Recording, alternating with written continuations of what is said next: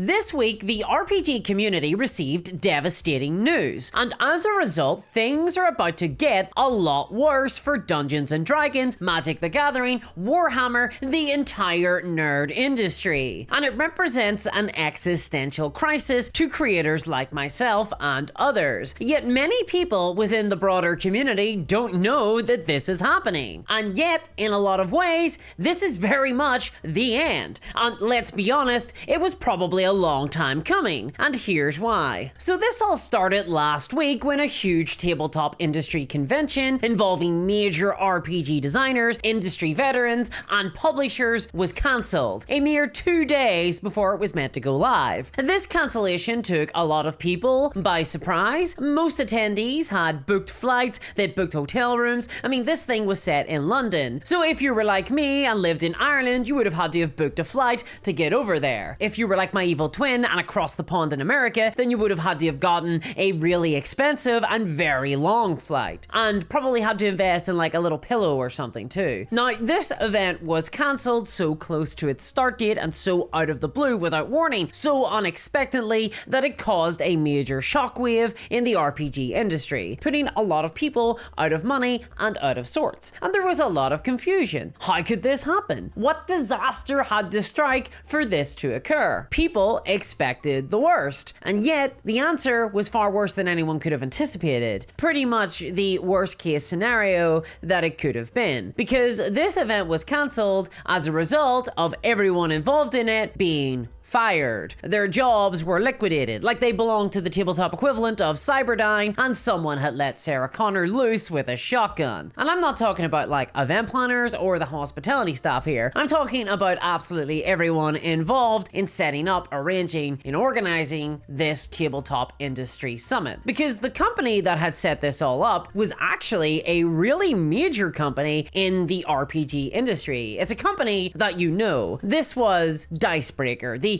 major tabletop and RPG news website. The website that refused to only cover Dungeons & Dragons. The website that took a stand against Hasbro amongst so many others during the OGL scandal. Well, Dicebreaker have now been crushed. And while the website is still online at time of recording, it is a shell, a hollow facsimile, a corpse preserved up in the attic, ready to be a totem for an evil split personality fit only to enable a series of murders at a motel that you co-manage.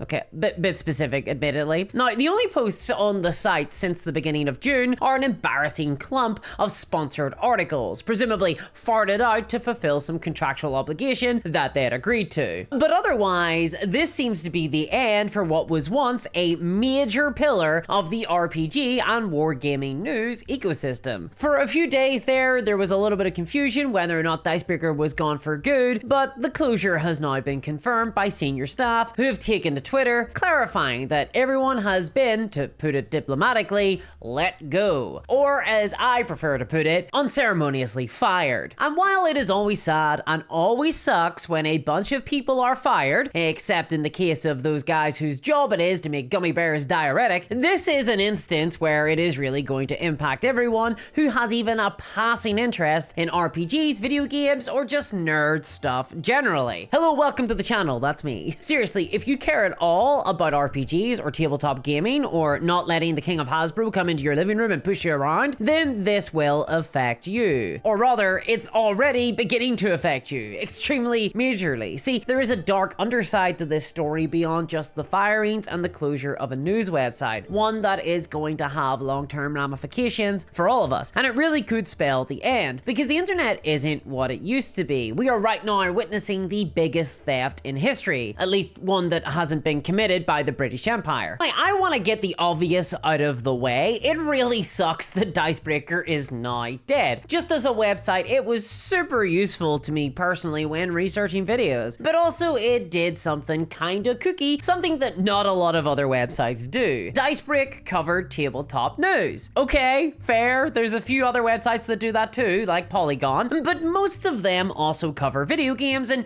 general nerd culture culture as well. You're about as likely to get a House of the Boys article on those sites as you are an article about the newest Dungeons and Dragons book spraying acid at anyone who opens it up like the coolest dinosaur in Jurassic Park. Which could be a true story. I mean, I heard it on social media, and I usually go to Dicebreaker to verify that sort of rumor. But now that they're gone, well, I'm just going to have to assume that it's true. Don't buy D&D, it sprays acid at you. Thanks for the sterling reporting, Uncle Cormac on Facebook. And while Dicebreaker covered card games, board games, and war games, as well as tabletop games, that was all they did. They didn't have a lot else going on, much like myself. And as a result, they had the space to cover a lot of indie games. They gave airtime to competitors who were trying to take on the corporate Hasbro behemoth. And they were also pretty mainstream, getting RPG news out to all the normies. Boo-shaka-la, shout out to the normies watching right now. But they were also still niched down enough to understand the industry and have the wherewithal to try and fight against the Hasbro corporate RPG monopoly. In other words, Dicebreaker was a very important bulwark against the RPG hobby, turning completely into the Dungeons and Dragons hobby, which personally I think is pretty cool and pretty laudable. It's why I do what I do in this channel, so please subscribe or I will grass you up when Reform UK invade Ireland and force us all to eat eel soup and spotted dick. Please sir, I just want another potato. But trying to get a variety of RPGs in front of readers is something that most other nerd news sites don't often do, so this is a real loss for the RPG community as a whole. But the why this happened and what it represents is even worse, because this is taking place as part of a larger trend. The reason for Dicebreaker's close is depressingly unsurprising. They were bought out by a competitor. Dicebreaker belonged to the Gamer Network, a network family of news sites including Eurogamer, Rock Paper Shotgun, GamesIndustry.biz, and the Gamer Network just got bought by their major competitor, IGN Entertainment. Yes, named after that IGN. Is it surprising then that the first thing that IGN Entertainment did when acquiring Gamer Network was streamline operations, which is business speak for fire absolutely everyone? No, it's not surprising really. Are there more mass layoffs to come for the rest of the Gamer Network?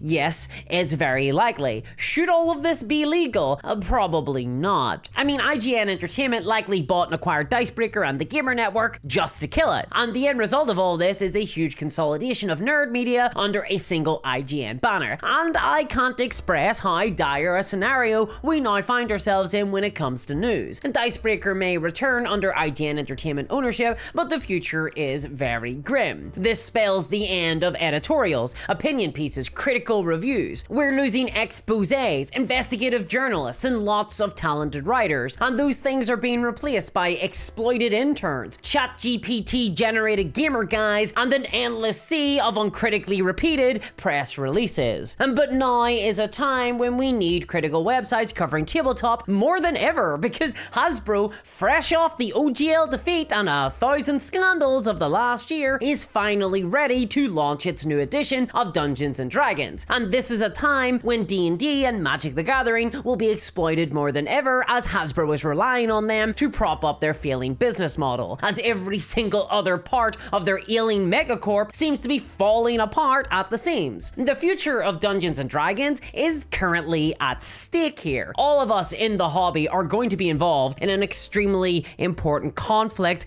going forward, and things could go really bad. In the coming months, we are going to be inundated in Hasbro news that seeks to paint over all the old grudges. We'll be encouraged to stop talking about all the firings, the Pinkerton usage, the OGL, the corporate overreach, and instead talk about new subclasses, new races, new art. I mean, being excited and hyped about games is all well and fine. I'll probably indulge in that a little myself. It is a new edition of D&D. I mean, don't mind if I do. Discourse has gotta eat. And ultimately, I do still love this hobby. It's my lifeblood. I like being hyped up and excited sometimes. But having more websites and independent journalists is vital for us all to not take our eyes off the ball. And what IGN have done is organically censor their competitors. And this is something that is happening across the internet in almost every single industry. We've gone from the times of my childhood and the old internet, where I routinely used to use at least half a dozen websites every day, arguing about Warcraft 3 on warboards.org, watching Flash animations on Newgrounds, asking asking Jeeves questions about his sexuality, being groomed on Habbo Hotel, and getting tricked into watching beheadings.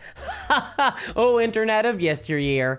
Oh, okay, so it doesn't sound so great when you put it like that, but I'd still prefer it over the current internet. The internet used to be decentralized and owned by hundreds of thousands of different people, but over time it has become consolidated, centralized, stolen, and controlled by a tiny group. I mean, when you boil it down, what is the internet anymore? We now have 3 websites, tops: Reddit, Twitter, or YouTube. Done. Where else do we go? The internet is owned by just a few major players, and with that, all of human culture and knowledge. I mean, do you want an anime cyberpunk dystopia? Because this is how you get an anime cyberpunk dystopia. At least they'll get a wicked arm or something. Now, all of this said, there are still great sites out there for tabletop news. Rascal News, N-World, comicbook.com, wargamer.net, and more. And obviously YouTubers like myself that cover gaming news. But frankly, I mean, I don't just open articles and read them aloud, giving my scorching hot takes. I actually put a ton of effort and thought into these videos. It takes me about a week to write, record, research, edit, and produce them, so you're not going to be getting any more content out of me than you're currently getting, unless you want less glory hole jokes, but I mean, no one has ever asked for less glory hole jokes.